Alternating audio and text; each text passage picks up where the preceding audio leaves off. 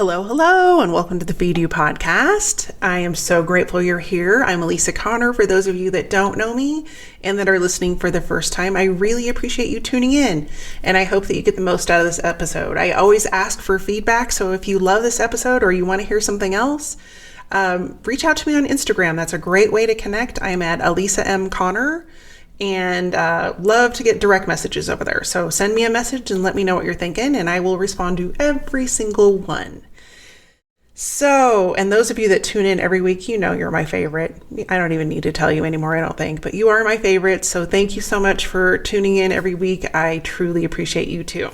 So this week, I thought we would talk about change.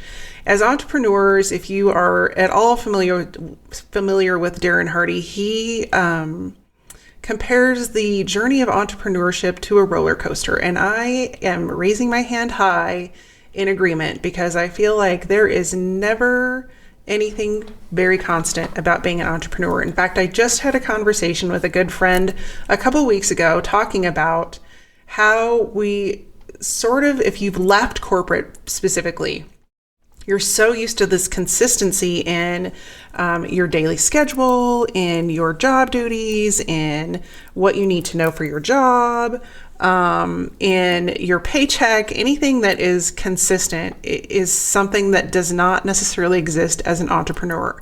And I think we fool ourselves into believing that we're going to reach some kind of consistency where we never have to keep learning and growing and changing. And that is not the reality. Like if you aren't good at embracing change, or change terrifies you, I would not recommend becoming an entrepreneur, because there is not a lot of consistency in it or constant, other than change. So what brought this episode to my mind is I was actually at a yoga class earlier this week, and I have an excellent yoga teacher. I appreciate her so much, and I learned so much from her.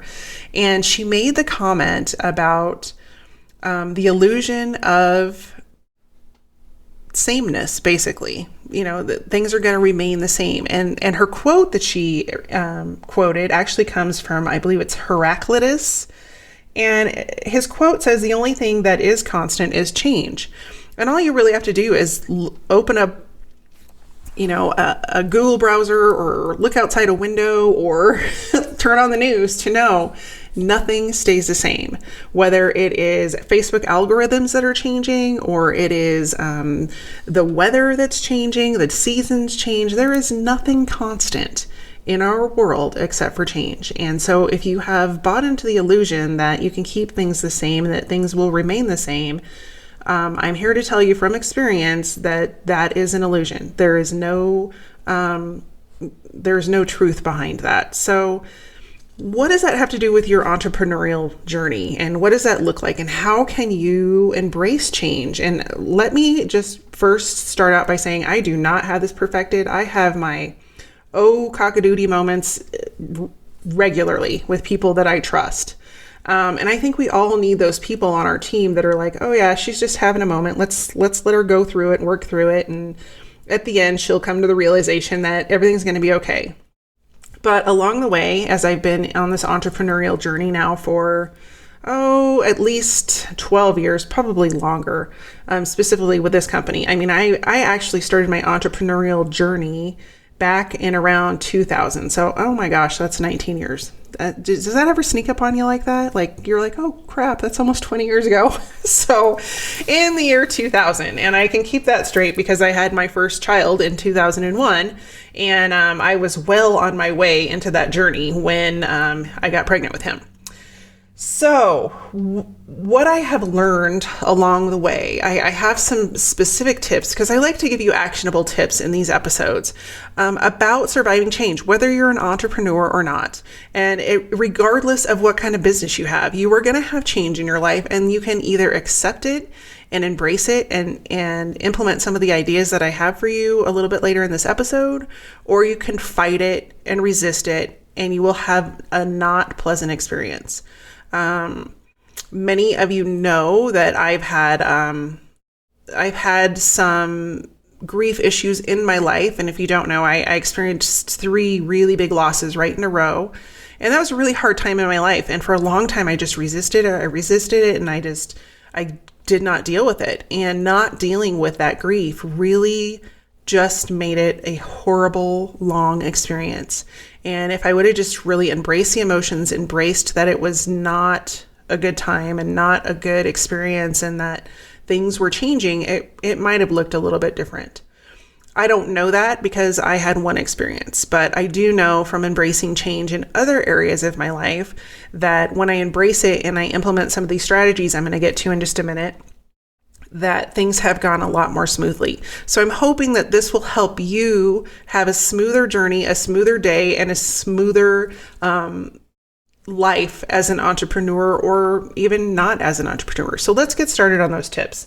So now that we are aware, very aware that change is constant, I wanted to talk about a few of the emotions that come up when we have change. And these are like a daily agenda. If you're an entrepreneur, you go through every single one of these every single day. And I don't know if you've seen the meme that's out there on social media about the life of an entrepreneur, but it says something like, oh, I'm doing great. Nope, I suck. And it's like this whole up and down. And it's like, it looks like a statistics chart. It's like, nope, I'm doing great. Nope, I suck. Yep, I'm okay. And it goes up and down and up and down. And it's really funny. If I can find it, I'll stick it in the show notes. But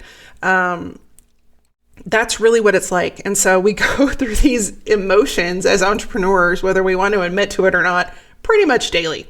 And so those emotions, and I did a little bit of research on this, and this comes from an article, I believe it was in Entrepreneur magazine, but I'll stick the reference in the show notes too for you. But those actually, no, I take that back. This was from Psychology Today. These are emotions that you typically relate to change. Number one is fear. And as an entrepreneur, you're pretty much afraid of everything. You're like, I'm afraid my products are going to suck. I'm afraid I'm not going to get customers. I'm afraid that people will like me. I'm afraid people won't like me. I mean, anything you can imagine to be afraid of, that will go through your mind at least once a day. And I think what I've learned about that fear emotion is that just let it be. Like, it's okay to be afraid as long as you don't get stuck there. So just know that it's coming. Know that you're always going to doubt yourself and that you're always going to be like, oh, I don't know, but just be okay and just breathe through it. And that's going to be actually one of my tips in a minute. I'm going to talk about that. So another one is guilt. And I think entrepreneurs have a lot of guilt, especially if they are in a relationship and they are,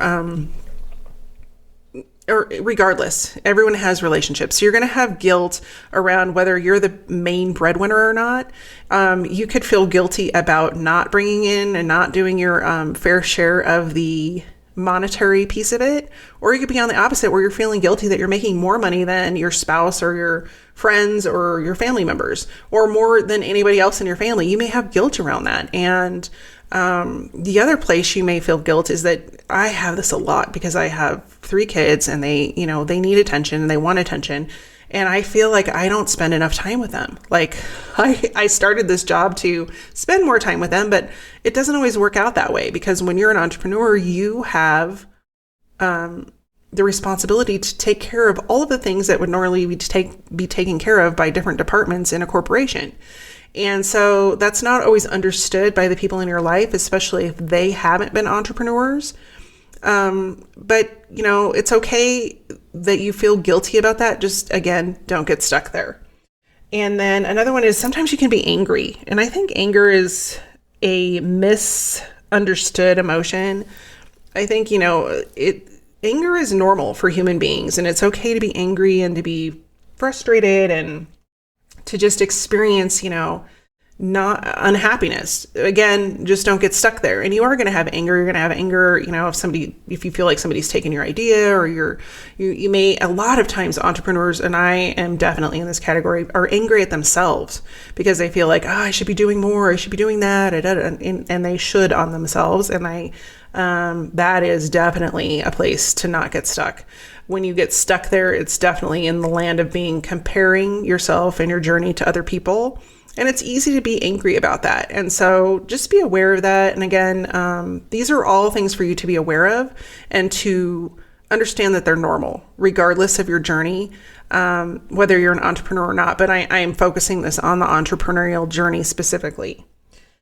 And then another emotion that you're going to feel when there's change is loss. And that can be, loss of motivation. It can be loss of money or monetary or clients, and there's a million things that you could feel loss over as an entrepreneur. And I think that loss of relationships, like I feel like a lot of people, and I have experienced this too, when you go on this entrepreneurial journey, you lose a lot of the relationships that you had before because people don't understand, what it's like on a daily basis for you. They don't understand why you're doing this, and it scares them. And so you'll lose a lot of relationships because they don't understand and they can't relate to where you are on your journey and what you're doing. And just be aware of that. And I always have, and it's not easy to lose people, as friendships or relationships or whatever, but whatever the saying, I can't remember the exact saying, but there's a reason, a season, and a lifetime for relationships. And just being aware that, not everybody's going to stay in your life forever. And just be aware of what that loss really represents, and don't get stuck there. Again, don't get stuck there.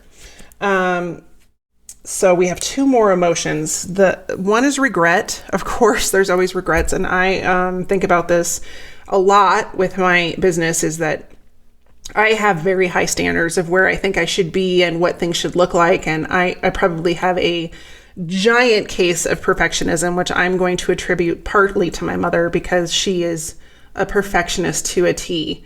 And I've tried to break that habit, and it's getting a little easier, but I think that, that can stem in the emotion of regret, is that you feel like, oh, I should be further along in my business, or I should have done this idea first, or I did this instead of that. And you have regrets about, not only where you've gone on your journey, what you've accomplished, but also like one of the big regrets I usually come up with is I regret not spending more time with my kids. I have been told on many occasions that I'm a really good mom, and I pride myself on that, on really being involved in my kids' life, and as much as they let me now. I mean, they're teenagers, but I've done that all along. Like I've looked at being a mom as a really important job because I'm raising the next generation. Does that mean I'm perfect at it? Oh, definitely not. Ask my kids; they'll tell you, hot mess, mom. But I think, one of my biggest regrets as a mom is that, you always think, oh, I wish I would have not been so cranky when they were this age, or I wish I would have been more patient when, they asked me this, and I think a lot of that regret comes from, it's just natural as a parent to look back and go, oh, I should have. But in reality, you really look at it, the best way to look at it, and the way I try to look at it, is you did the best you could in that moment. My kids are literally 3 years apart, like 2 weeks difference. But I had 3 kids under 3 at one time because I have twins. And there were some times that were really hard, emotionally, mentally, physically. And so I definitely was not a perfect mom, and definitely didn't do everything right, air quote, right, as a mom, but I still have regrets around that. And so when I have those regrets, I try to make a change in the present. And my kids are very well adjusted. I am really lucky. I have really, really great kids. And, I've had other people tell me I have really great kids. So apparently something went right, even with all these regrets. So whatever those regrets are, be aware of them, but don't let them drag you down. Don't let them get you stuck where you are because you're regretting. And there's always a chance. There's always a new sunrise. There's always a new tomorrow. And if you have that perspective of, it may not have gone perfect yesterday, like if you're launching a new product, or you did a speaking engagement, or you went to a networking event, and you're just really kind of beating yourself up about shoulda, coulda, woulda.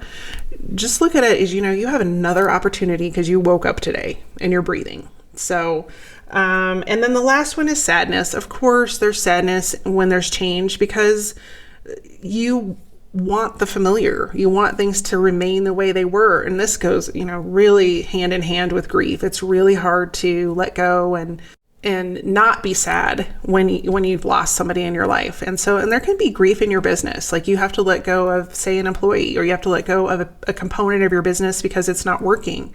or you have to let go of a component of your business because you don't have time to do that piece anymore and you really love it. So there can definitely be sadness associated. So I just wanted to make you aware that the emotions around change are very complex. I mean, you see the whole rainbow from happy to depressed. And being an entrepreneur, like I said, we go through a lot of those emotions on a daily or hourly basis. So be aware of those emotions. So let's get on to, instead of talking about all these emotions, let's get on to some things that we can actually do to take action as we're aware. I mean, number one is to be aware of what's going on and the emotions going on when we're going through change and we have changes. And just embrace that with our mindset is that, change is going to happen. We have to be aware of it. There's nothing constant, and just making yourself aware of that and reminding yourself of that. If you looked at my computer monitor right now, you would see I have like all these Post-it notes all over it because they're little reminders for me to get through the day. And one of them actually comes from somebody that's pretty new to my life. I started following him and his podcast, and I hope to meet him one day, but his name's Jim Fortin. And one of his sayings that he says all the time is, "You are the thinker of your thoughts, so change the thought." And I have that on my computer. And the same goes here is like, you can be going through change and you can look at it as a very negative experience, or you can change the thought and make it a positive experience. And it's really that simple, is because when you become aware of your thoughts and you determine that thought doesn't serve you or fit your life, and you change it, your life will change with the thought. And there is not only scientific research done that shows your subconscious controls 95% of your experience and your outward life, but there's also, a lot of thought leadership and spirituality that go along with that. So whatever that looks like for you, just be aware that your subconscious is much more powerful than even you may be aware of. And you do have the power to change that subconscious if you continue to program it in a different way as your conscious. So anyway, not to get too long down that. So my second tip for you is to use the power of breath in the moment. And we don't, as human beings, we take for granted breathing. I mean, very few instances do we have the awareness that this breath going in and out of our body and in and out of our lungs is something that just takes care of itself, just like your heart beating. You aren't aware of it. However, when you become aware of your breath and you really focus on the in and the out, and this comes through meditation, it comes through yoga, it comes through moving and exercising your body, you become much more aware if you're on a run and you're gasping for breath or you're having to monitor your breath versus sitting down and having a cup of coffee. So when you become aware of that breath, it has power in it, and you can actually send the power of breath into different parts of your body. So if you're having anxiety and your heart is beating really hard and you stop and close your eyes and focus on your breathing, you can calm your heart rate. You can alleviate pain in your body, things like that. So your breath is very powerful, and breath awareness is also very powerful. So when you feel anxious and you're feeling like, frustration or any of the emotions that we just talked about, if you just stop and close your eyes and take, count off 20 breaths in and out, you're going to feel that difference in your body, and it's going to change your mindset. Oftentimes what I'll do is if I'm feeling frustrated or I'm feeling like overwhelmed, I will just give myself the permission to not only stop and breathe, but to actually walk away and go for a walk outside in nature and be aware of my breath as I'm walking, and being aware of the breath in nature, because we aren't aware of that either. Like everything in nature also breathes, whether it's a tree has to breathe some way. And so otherwise it wouldn't be alive. Flowers, all of that sort of stuff. And just being aware of that, it will take you outside of your stress and your worry and your fear and all those emotions that go with change, and enable you to know that you're just one component. This is just one moment in this journey, and you're one component of a much bigger picture. And sometimes just being aware of that will shift things for you. So that is what I recommend. Breathing. It's always a good thing, not only to keep you alive, but to help you focus on what your real mission and purpose and goal is, and get you back on track for that. And that leads me to number 3, which is be really clear on your goals. If your goal is to your goal is just to make $1 million, like that's it, and you don't have an underlying component of why you want to do that, you most likely won't ever reach your goal. Like, you have to have a bigger purpose than that, than the money. And I'm not saying you can't, certainly have a goal of making $1 million, but why?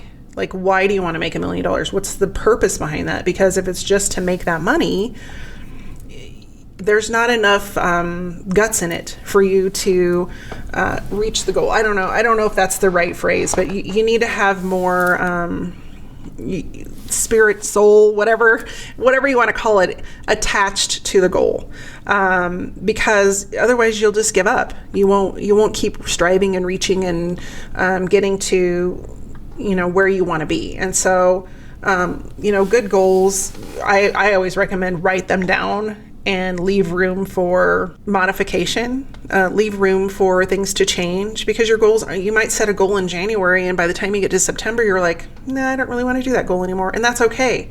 Like, being okay with changing your goal, because you may have found, in January, you were in one, I have found this over and over again, one point of your business, and as you're moving along, you're like, that isn't really feeding me. It's not really in alignment with what my superpowers are, or your skill set, or whatever, or you're modifying your skill set, or, for example, if you're in social media, that changes on a daily basis. So what your goal was in January may not be the same as it is in June. And so being aware of what that goal is, regardless, and giving yourself the grace to be able to openly change it, but always having that goal on the horizon, is going to keep you motivated, keep you on path, and keep you striving for more change. Actually, you're always gonna be striving for change, because your goals will change, everything will change. So when you're going through change and you're going through the ups and downs of every day, just be aware that, sometimes those changes are needed to get you where you're going and to help you serve your purpose in the world. Because that really is the ultimate goal. Is we're all here for a reason. We're all here to help others. And sometimes that path to get that accomplished is messy, and it goes up and down, and it goes right, and it goes left, and it goes sideways. And we just have to be aware that no matter which way it goes, if it zigzags or goes in a spiral or whatever it looks like, that the end goal is the same, is to serve people in our unique way with our unique gifts. So that is number 3. Number 4, my tip is to embrace change with excitement. And this goes hand in hand with another one that I have on here. So I'm just going to combine the two, but be excited about what's coming. In fact, look at it from a childlike perspective. As adults, we always feel like, we have to put on our prim and proper grown-up pants and bow tie or whatever, and act like grown-ups. But as children, we don't have those guidelines. We don't have those restrictions, even if they're just self-imposed restrictions. And so give yourself permission to play and try new things and experiment and see, does this work? Does that not work? Or does that not work? Or does this work? Or whatever that looks like. And just give yourself the opportunity to play with things. Like, we take life so seriously. And if we look at things as more of a playground and a place to experiment, it becomes so much more fun. And it is really easy to get stuck in responsibility and get weighted down by, what we should do or what we should have or what we should have accomplished. And it breaks our creativity cycle, and it breaks our childlike view of how the world works. So when you're an entrepreneur, it is critical for you to give yourself the opportunity to make changes, make shifts, pivot from where you are, and try new things, create new things. It's okay. Don't get stuck in creation mode, because if you do, then people will get lost in what it is you actually do. And so it's okay though, like to look in one specific area and just play. So let me give you an example. One of the areas I'm really focusing on right now in my business is the sales funnel. And I found that there's so many entrepreneurs out there that spend all of this money, working with people, but they really don't have a way to make money in their business. They don't have a way, especially online. And so they invest in social media and they invest in ads and they invest in this, but then they don't have a clear path for their prospective customers or their current customers to purchase from them. And so trying things out in that arena is critical. Like, you have to do A/B testing of your email headlines. You have to do testing of what an opt-in form looks like, what will work, what won't work. So you get the idea. I mean, there's a lot of change, and there's a lot of change and shifting that has to happen as an entrepreneur, but you also have to be willing to make those, the time to test and try out new things, and know that not everything's going to work the first time around. And the best, especially marketing and branding and all the arena that I'm in, the best method of success is to put it out there, see what works, make some minor changes, put it out there again, make some changes, put it out there again, and just consistently get it out in front of people. So that is recommendation number 4. Number 5 is to always be learning and being aware of change. That if you're an entrepreneur, you have to consistently stay on top of what's working to market your business, what your clients are asking for, what differentiates you from your competition. Like, there's all these things you have to be aware of and learn about.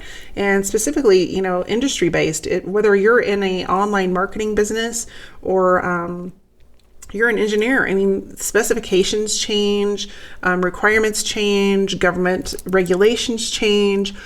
There's always something that's changing. And so staying aware and being educated and being in the know of what's going on in your industry and in your business will not only keep you up to speed, but most people won't take the time to do that. Most people will not take the time to be updated and knowledgeable and aware of everything that's going on, or their specific area of expertise, and so they fall behind the competition, or they just eventually give up.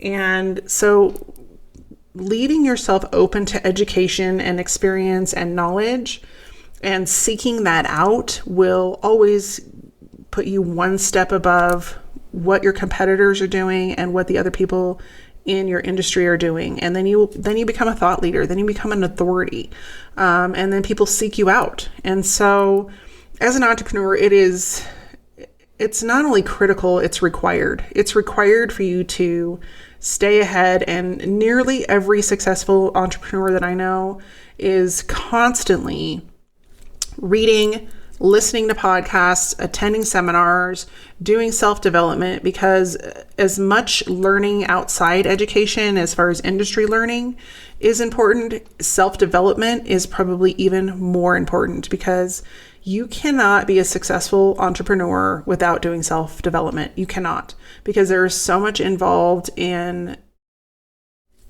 becoming an entrepreneur, and there's so many of these emotions and this stuff that we're talking about and change that it just happens. Like, your personal development is directly tied to your business development. And so that's just part of the journey. And people don't tell you that, which is sort of ironic. I mean, I guess once you're in the arena, they do. But as you're out in corporate and you're like, I want to become an entrepreneur, they don't tell you how hard you have to work on yourself in order to succeed. Like, you can put out a million things, but if you haven't done any work inside, it's not going to work. And that leads me to my final point, which is our subconscious, I just referenced this a few minutes ago, controls 95% of our exterior, which means that all of our internal beliefs and all the things that we tell ourselves and our self chatter and all the things going on that we aren't aware of, that are kind of background noise, are really what's controlling the show. And so if we aren't doing self-development and we aren't doing meditation practices or becoming aware of our breath or doing self-care to better ourselves, we're not going to see any changes or anything shift in our business either. I've seen it again and again and again. And the people that succeed and the people that move forward and the people that have good reputations and operate in integrity have some sort of self-care basis. They have a basis where they either regularly take care of themselves through development and learning and education and all those things, but also do that for their teams and do that for the people that they serve. So that would be my final take, is that you need to, one, reprogram any negative thoughts that you have around success or money or self-worth or any of that, and just start to reprogram that. And the best way to do that is to keep learning about that piece of your journey and taking the steps, taking the action. I mean, you can't just learn it and not do anything with it. You actually have to take the action and implement it to see things change. So I hope this episode has been helpful for you. And if nothing else, to let you know, as an entrepreneur, you're not alone on the roller coaster of emotions and the roller coaster of trying to find success in your business. But that has been my journey, and it is an ongoing journey. It will probably never be done unless I give up my business or die or both. But that is really, embracing that change is constant, that change will be a part of your existence, and that there is no consistency, and being okay with that, being okay with, you're not going to always have consistent income. You will have income here and even there. And I look at some of the people that I admire that have really reached highly successful levels, but it's always easier to look at it from the outside in. Like we're looking at it from, they have $1 billion business, but we don't see all of the other components of, like, they have people that drop off, they have to consistently promote, they still have to do all of the things that we do. It's just on a larger scale. And at that point, they also have team members that maybe work for them. So now they're responsible for their salary. So they've got to make sure that they make enough money to pay their people on their team. They've got to have enough money to support their current customers. They've got to, they have software costs, they have hardware costs, they have all the things that we have scaled up on a higher level. So if that isn't an awareness for you when you're looking at those people that you admire that have those really expensive businesses, nothing in the arena of change has changed for them, other than they probably have larger changes and growth and shifts than we even have, because they're working at a larger scale. So as an entrepreneur, my best advice to you is to take what we started this episode with, that quote from Heraclitus. I think it's Heraclitus. I don't know. The only thing that is constant is change. And just be aware, whether you're an entrepreneur or not, that the only thing in your life that is ever going to remain the same is change. Until next week, what are we talking about? Oh, I'm so excited. By the time this airs, I will have gone through my story branding certification. I will be certified as a guide.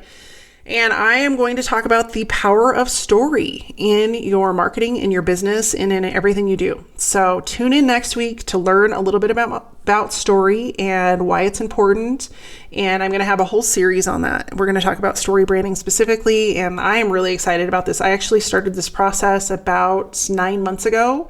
And am now moving through the certification program. So I'm really excited to share it with you. There's going to be some really great insights and key points in there. And if you have comments, again, or suggestions or recommendations for episodes, reach out to me on Instagram. You can send me a direct message at Elisa M. Connor.